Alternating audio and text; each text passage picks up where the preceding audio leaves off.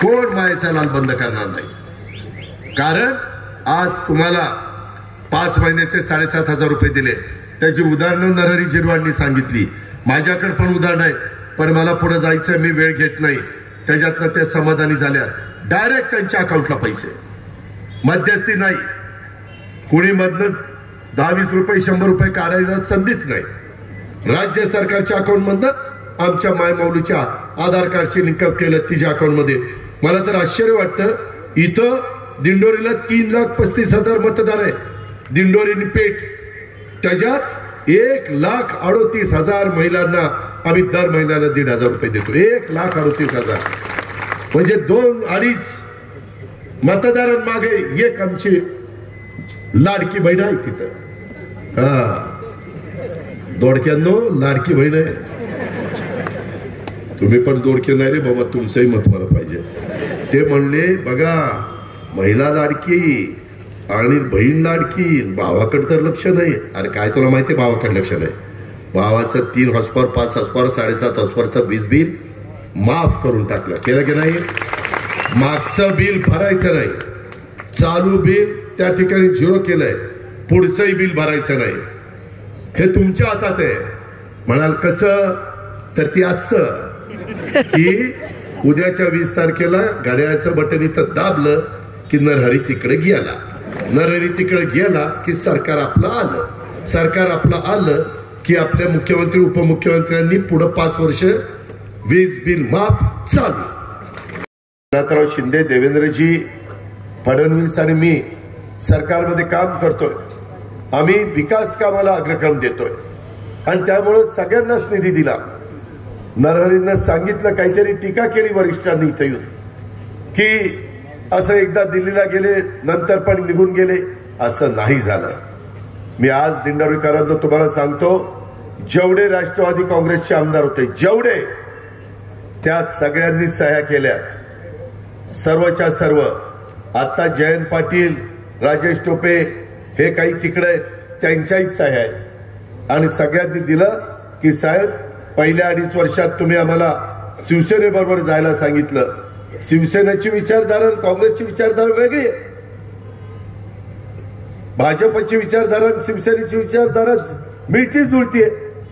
मग तिथं 2.5 वर्ष पाठिंबा दिलेला चालतो, तर इथं पाठिंबा दिला तर का नाही चालत? 2014ला तर बाहेरनं पाठिंबा दिलेलाच होता, तेव्हाच देवेंद्रजींनी शपथ घेतली आणि त्यामुळं कुठेही नरहरी झिरवाळनी एकट्याने निर्णय घेतला नाही। निर्णय तिथं भुजबळांनी घेतला, माणिकराव कोकाटेंनी घेतला, नितीन पवारनी घेतला, तिथं आमच्या सरोज आहिरेंनी घेतला, दिलीप बनकरनी घेतला, सगळ्यांनी निर्णय घेतला, अख्ख्या जिल्ह्याने निर्णय घेतला। त्याला का बिचाराला दोष देता? आदिवासी समाजाच्या म्हणून ठोकायचा असं कसं चालेल? बोलायचं तर सगळ्यांना बोललं पाहिजे, काही ठिकाणी तुम्ही बोलणार नाही। मला आता मी दिंडोरीची सभा, निफाडची सभा करून आलो, तिथं तर नाव पण दिलीपचं घेतलं नाही आणि त्या दुसऱ्याला जिथं मतं मागायला गेले त्याचंही नाव घेतलं नाही, त्याला मतं द्या म्हणून।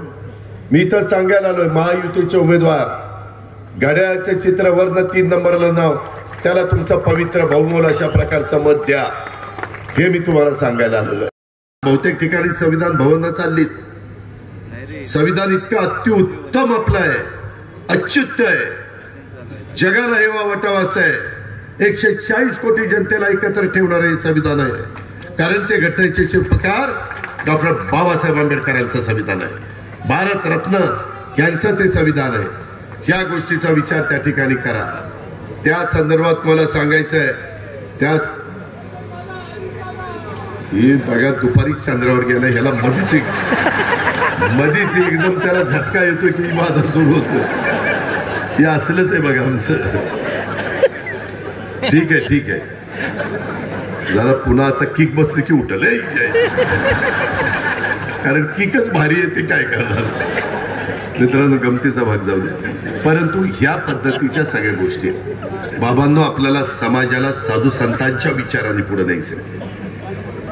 आम्ही आता अर्थसंकल्प देत असताना आम्ही वारकरी संप्रदायाला पण आमच्या परीनं जे काही सहकार्य करायचं होतं ते केलं.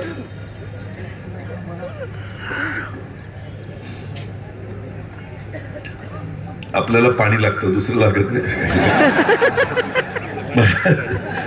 मला आपल्याला एक सांगायचं आहे की यावेळेचा अर्थसंकल्प सादर करत असताना आम्ही पण विचार केला. आम्ही 10व्यांदा अर्थसंकल्प सादर केलो. आम्ही 7 वेळेला एका मतदारसंघामध्ये आमदार म्हणून निवडून आलो, एकदा खासदार म्हणून निवडून आलो. आम्हाला पण काहीतरी अनुभव आहे ना बाबा. आम्ही पण काही उन्हाळे पावसाळे इतरांच्या पेक्षा जास्त बघितले. आमच्यापेक्षा वयस्कर असतील त्यांच्यापेक्षा कमी बघितले, पण इतरांच्या पेक्षा तर जास्त बघितले. आणि मग त्याच्यात आपलं बजेट किती? 6.5 लाख कोटीचं. लाभार्थीला किती लाभ देऊ शकतो? आम्ही सगळे बसलो. साधारण अंदाजे मॅक्झिमम 75,000 कोटी. चला म्हणलं 75,000 कोटी. आणि बाकीचा विकास कामाला पैसा ठेवायचा, बाकीचा पगाराला, पेन्शनला, घेतलेल्या कर्जाचं व्याज त्याचं रिपेमेंट करायचं. आणि जसं तुम्ही घर चालवता आणि वर्षाचं बजेट करता, महिन्याचं बजेट करता, त्या पद्धतीनं आम्ही केलं. मग 75,000 कोटीमध्ये कुठल्या कुठल्या योजना घ्यायच्या? 1.5 लाख कोटीमध्ये योजना घ्यायच्या. एक म्हणजे माझ्या माय माऊलीच्या करता, तिच्याकडे कुणाचं लक्ष नाही, तिला आम्ही सत्तेमध्ये बसवलं. ZP अध्यक्ष, तालुका पंचायत सभापती, नगराध्यक्ष, महापौर केलं. पण आर्थिक बाबतीमध्ये तिला बचत गट काढून दिले. पण अजून मदत पाहिजे होती. जी माझी महिला खुरपणीला जाती, जी माझी महिला झाडू पोतना करती, जी माझी महिला त्या ठिकाणी धुणं भांडी करती, जी माझी महिला काही घरांच्या मध्ये जाऊन स्वयंपाक करून पुढच्या घरी जाते, अशा पद्धतीनं काम, रोजगार हमीवर जाती, अशी कामं. आदिवासी भागातल्या महिला किती कष्ट घेतात, झोपडपट्टीमध्ये राहत असताना किती जीवन असह्य जगत असतात. त्या महिलांना काही तिचा मान सन्मान ठेवायला नको? त्यांना त्या ठिकाणी स्वतःला काही घ्यायचं असेल तर कितीदा तिची इच्छा आपण मारायची, कितीदा तिनं आपल्या इच्छेला मुरड घालायची. बाजारामध्ये गेल्यानंतर तिला वाटत नाही की काहीतरी आपण आपल्याकरता घ्यावं, पण तिला घेता येत नव्हतं. कारण नवऱ्याचं तिथं थोडंसं वर्चस्व असायचं, सासू सासऱ्यांचं असायचं, मुलं बाळ असायची. आम्ही ठरवलं 1,500 रुपये द्यायचे. आमच्यावर जे आरोप केले, अरे कशाचं 1,500 रुपये देतात, ह्यांची चुनावी जुमला आहे, हे पैसे देणार नाहीत, त्यांनी दिवाळखोरी काढली, तिजोरी लुटली, तिजोरी संपवली, काही वाटेल ते केलं.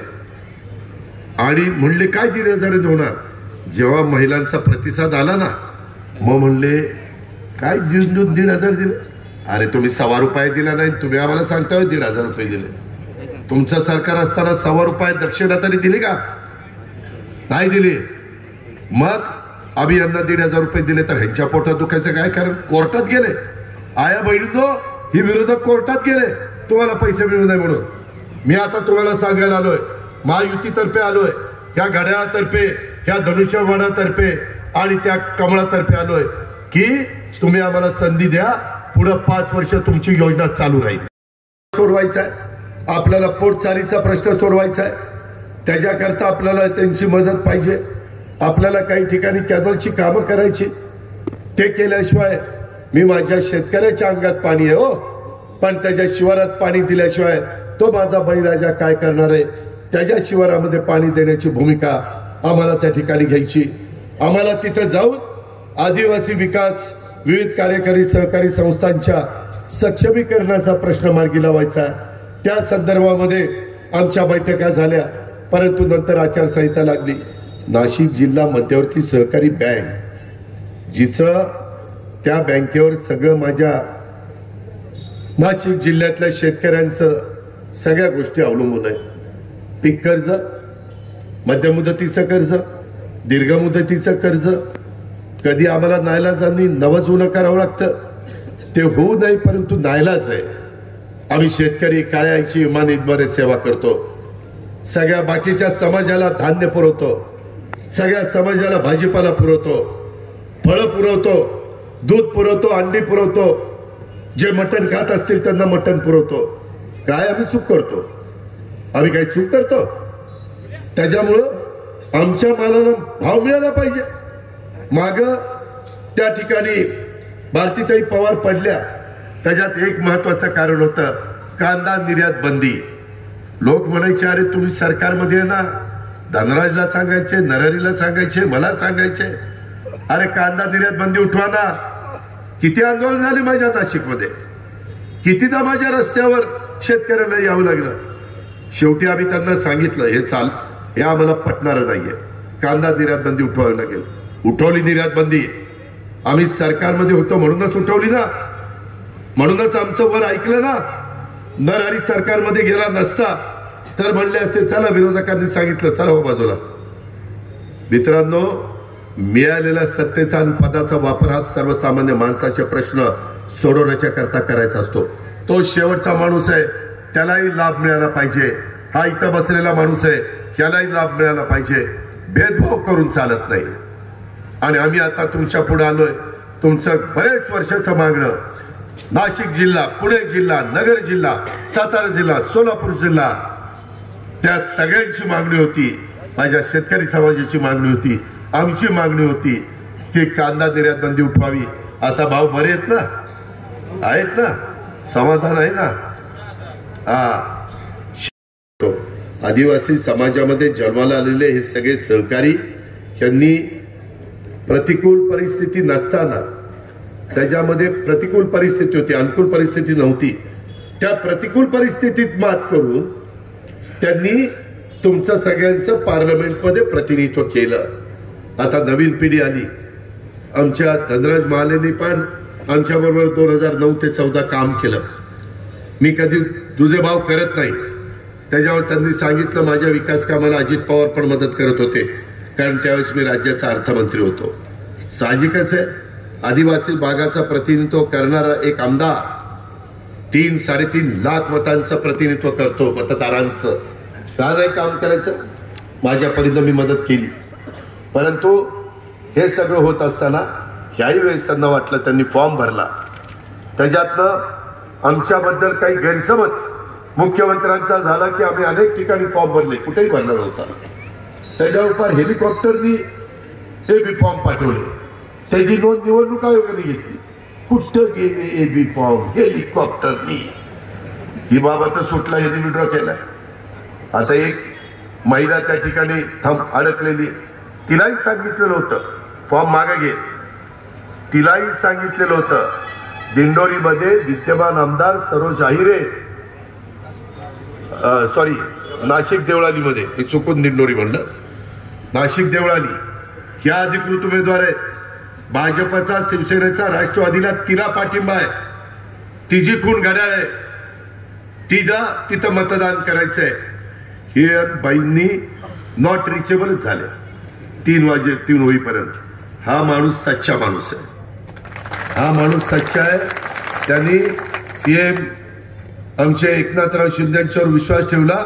सीएम साहेबांनी त्यांना सांगितलं धनराज काळजी करू नको, मागच्या लोकसभेला पण मी ज्यांना थांबायला सांगितलं त्यांचं पुनर्वसन केलं, त्यांना मी नंतर जे महत्वाचं पद पाहिजे ते मिळवून दिलं. नाही कराय भावना गवळीचा घ्या किंवा इतर काही माझ्या सहकार्यांचं त्या ठिकाणी घ्या.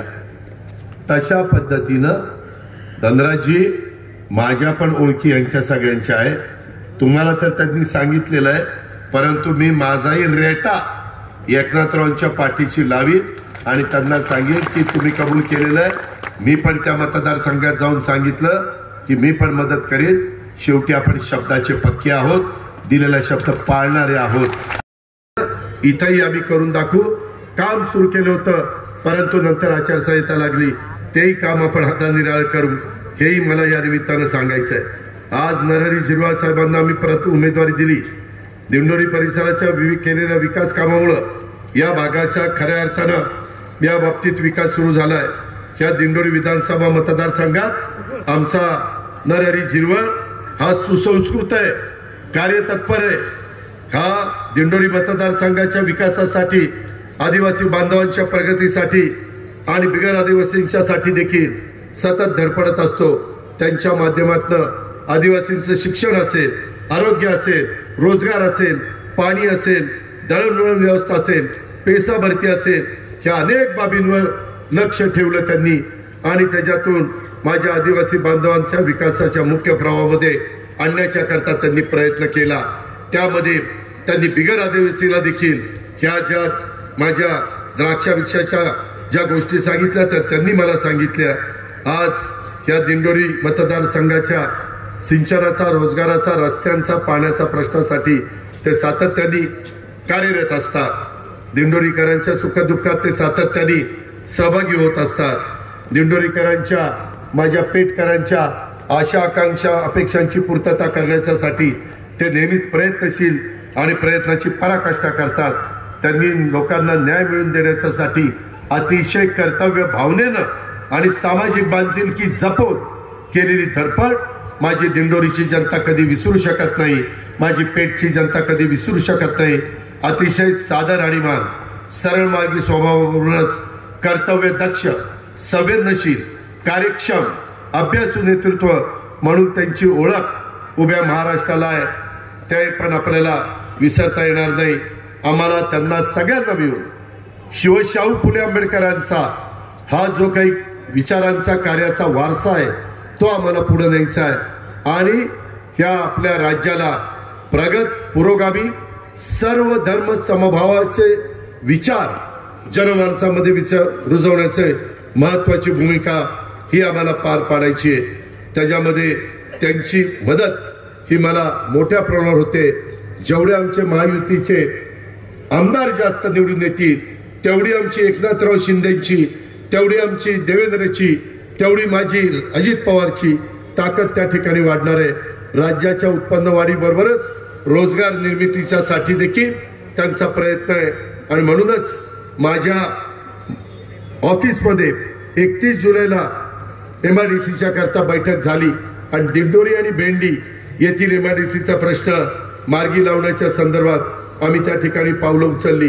कोणत्याही परिस्थितीमध्ये माझं दिंडोरी असेल, कळवण सुरगाणा असेल, या मतदारसंघात आदिवासी समूह विकास योजनेअंतर्गत MIDC उभारण्याच्या करता आणि त्या भागातल्या तरुण तरुणींच्या हाताला काम देण्याच्या करता इतरही भागामध्ये वेगवेगळ्या पद्धतीनं त्या ठिकाणी त्यांच्या अडचणी सोडवण्याच्या करता आम्ही सगळेजण कटिबद्ध आहोत। त्याबद्दल आपण कुठल्याही प्रकारची शंका ही मनामध्ये बाळगू नका। ही निवडणूक तुमच्या माझ्या भवितव्य ठरवणारी निवडणूक आहे। उद्याच्या 20 तारखेला निवडणूक आहे। आता 4च दिवस राहिलेत प्रचाराचे। आरोप प्रत्यारोप चाललेले।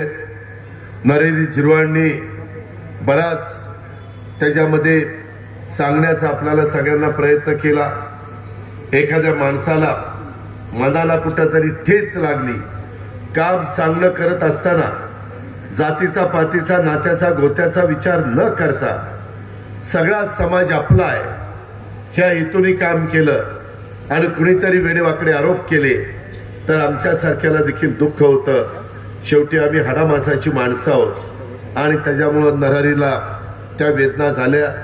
ते आपण लक्षामध्ये घेतलं पाहिजे, समजून घेतलं पाहिजे। आणि एकंदरीतच मला आपल्याला सगळ्यांना सांगायचंय, मला एक कार्यक्रम जसा लखमापूर कर इथं दिंडोरीला घेतलेला होता आणि तिथं मी सांगितलेलं होतं की बाबा आम्ही तुम्हाला आर्थिक मदत करू। माझं नरहरी, मी तुम्हाला एवढा मोठा निधी दिला, मला फक्त आठवण करायला पाहिजे होती। माझी विनंती आहे की मुंबईत असताना मला आठवण करा, PS कडे द्या। ते तुमचं जे काम राहिलेलं आहे त्याबद्दल मी दिलगिरी व्यक्त करतो, परंतु तुमचं ते काम हा अजित पवार पूर्ण करेल। मला कोणी लक्षात आणून दिलं नाही, नाहीतर मी हजारो कोटी रुपये महाराष्ट्रातल्या वेगवेगळ्या विधानसभा मतदारसंघात दिलेले। आज तुमच्या ह्या दिंडोरी विधानसभा मतदारसंघात जिथं पेठचा आणि दिंडोरीचा भाग येतो तिथं आम्ही वळण बंधाऱ्यांच्या सहित जे काही इथं कामं केली, आता शेवटच्या क्षणी देखील आचारसंहिता लागायच्या आत जे काही रस्त्यांना निधी दिला, वेगवेगळ्या विकास कामांना निधी दिला, त्या सगळ्याची बेरीज मारली तर दिंडोरीकरांनो 3000 कोटी रुपये त्या ठिकाणी निधी होत आहे। उपस्थित असणारे सन्माननीय आजी माजी पदाधिकारी, पत्रकार मित्र, बंधू भगिनींनो, माझ्या तरुण मित्रांनो, खरं तर थोडासा मला वेळ झालाय कारण आता मला सिन्नरला जायचंय, त्यानंतर कोपरगावला जायचंय आणि त्यानंतर मुंबईला जायचंय कारण आज मुंबईला एक महत्वाची मोदी साहेबांची सभा आहे। आज इथं मी तुम्हाला सगळ्यांना विनंती करण्याच्या करता आलेलो आहे. एक तर उत्तर महाराष्ट्राचं आराध्य दैवत, महाराष्ट्रातील 3.5 शक्तिपीठापैकी अर्धशक्तिपीठ असणाऱ्या वणीच्या सप्तशृंगी मातेच्या चरणी नतमस्तक होतो. तसंच खंडेराव महाराजांना वंदन करतो. देशाच्या स्वातंत्र्यासाठी इंग्रजांच्या विरुद्ध सशस्त्र लढा देणारे थोर क्रांतिकारक भगवान बिरसा मुंडा आणि अंत्यक्रांतिकारक राजूजी भांगरे यांच्या कार्याचं स्मरण करून मी त्यांना देखील अभिवादन करतो. दुसरं मला तुम्हाला सगळ्यांना सांगायचं आहे ते म्हणजे एकंदरीतच आज जे काही प्रश्न आहेत तिथं बऱ्याच माझ्या मायबोली बसल्या. मला तर आश्चर्य वाटतंय. मला ज्यावेळेस अर्थसंकल्प सादर करायचा निर्णय झाला त्यावेळेस मी एकनाथराव देवेंद्रजी बसलो. म्हटलं की बाबा मागे लोकसभेला आपल्याला फटका बसलाय, त्याला काही कारण आहे. जसं एक कारण निर्यात बंदी कांद्याची होती, ते एक कारण होतं. माझ्या मागासवर्गीय समाजाला असं सांगितलं संविधान बदलणार, अब की बार 400 पार कशाला पाहिजे. 250 असले तरी यांचं सरकार येतं, 300 असलं तरी येतं. अरे तुम्हाला माहिती नाही 400 पार पाहिजे, यांना घटना बदलायची, आरक्षण काढायचंय, संविधान बदलायचंय. झालं, लोकांना काहींना खरं वाटलं. झाली सकाळी तिकडच लाईन लागली, आम्ही बघतोय तर ती तिकडं. आणि आमच्या अल्पसंख्याक समाजाला सांगितलं की अब की बार 400 पार. 400 पार झाल्यानंतर हे हिंदू राष्ट्र होणार आणि हिंदू राष्ट्र झालं की तुम्हाला पकडणार आणि पाकिस्तान बांगलादेशला पाठवणार. आता एवढी 25-30 कोटी लोक कोणी पाठवणार का रे? पण त्यांनी पण फतवा काढला. सकाळी रांगा बटणं दाबायला सुरुवातच. ज्या आमच्या भारतीताई पवार ढिगाणी मतांनी 5 वर्षापूर्वी आल्या, त्या ढिगाणी मतांनी आता पडल्या ना. काय कारण होतं? कांद्याला आमच्या भारतीताईंनी भावकीनी मदत केली नाही. बोंबाला आमचं सगळं. म्हणजे हे जे आहे ह्याच्यात कुठंही संविधान बदलायचं नव्हतं. उलट संविधानाचा आपण आदर करतोय. त्या न्यायदेवतेच्या हातामध्ये आता तिच्या पट्ट्या काढल्या आणि तिच्या हातात संविधान दिलंय आणि तराजू दिला. संविधानाचा आदर करून न्याय दे, न्याय देवते, न्याय दे. हे त्याच्यात आहे रे बाबा. तुम्ही का चुकीचं त्यांचं ऐकताय? ते लबाडा घरचं आवत नाही, येवल्याशिवाय खरं नाही. त्यांचं विरोधकांचं काय ऐकू नका. मी आपल्याला स्पष्ट सांगतो, त्यांना सांगायला आमच्या विरोधात काही नाही म्हणून हे असलं काहीतरी त्यांचं डोकं चालतं. उलट संविधानाच्या पुढं नतमस्तक होऊन आपल्या पंतप्रधानांनी शपथविधीत राष्ट्रभवनमध्ये शपथविधी घेतला, राष्ट्रपती भवनमध्ये. भाऊ, आज आपण दादांची सभा होती, काय सांगाल? आदरणीय नरहरी झिरवाळ साहेबांच्या प्रचाराच्या निमित्तानं हा चांगल्या प्रकारचा प्रतिसाद आपण सभेच्या रूपाने बघितला आहे. खरं तर सर्वांनी बघितलं असेल की या ठिकाणी जो महिला वर्ग फार मोठ्या संख्येने उपस्थित होता.